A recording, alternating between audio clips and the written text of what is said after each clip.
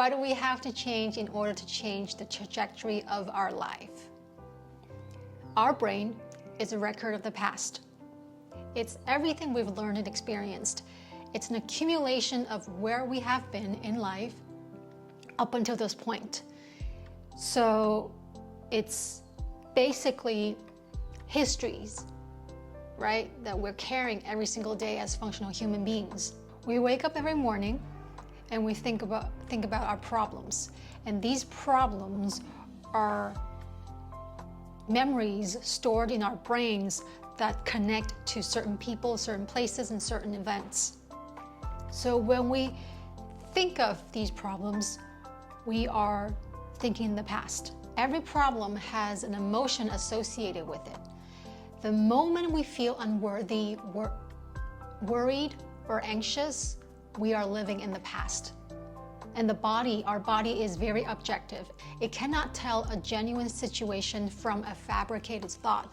So it only takes a thought and a feeling, and a stimulus and a response, an image or a memory or an emotion to condition the body to become the mind. And the stronger the emotion we feel from some events in our life, say, for instance, a trauma or a betrayal, a shock, or a diagnosis, the experience in that moment changes our internal chemistry to a high quotient. The more our internal state changes, it causes us to narrow our focus onto the cause. And the brain takes a snapshot. That is what we call a long-term memory. And after the event takes place, the person reviews the problem 50 to 100 times a day. They're literally conditioning the body into the emotion of the past.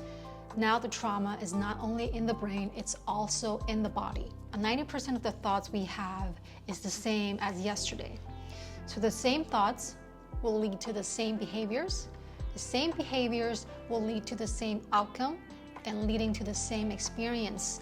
And the same experience leads to the same feelings and emotions.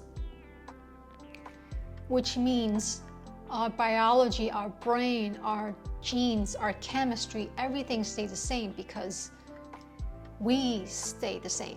The child is the father of the man means exactly this. That if we keep thinking and feeling the same way, and we did that for 10 years, the body will be on autopilot, dragging us into the future based on our past. I used to use my past to justify my actions. I use my traumas in arguments a lot.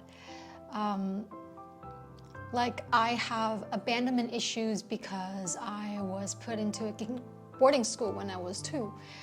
I'm a combative person because constantly being punished or penalized for the mistakes I did as a child. Now these events, they did happen, and I've come to acknowledge them. They're valid.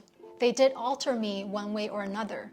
I did become scared and fearful of people leaving in my life, and I became a very angry person that nobody wants to be friends of. And if 95% of our personality is unconscious state of mind and body, that a large portion of our mental activity is beyond our conscious control. That means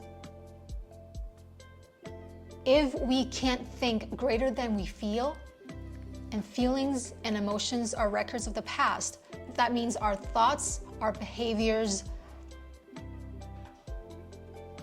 our actions are all based on past experiences and feelings.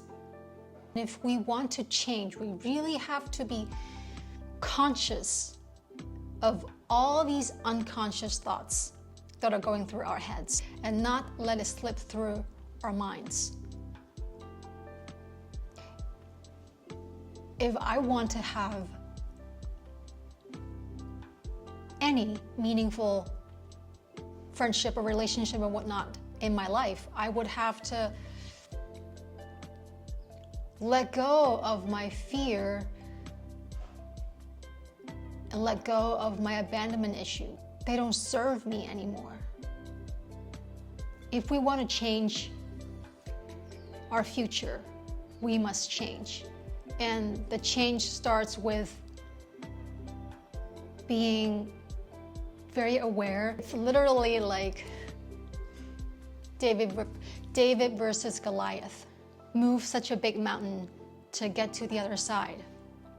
I think life is a constant, non-stop process of focusing and realigning ourselves with the present moment. And to Facebook last weekend, and on their board, I wrote something. See if you like it. Thank you for watching. I'll see you next week. On my mind. My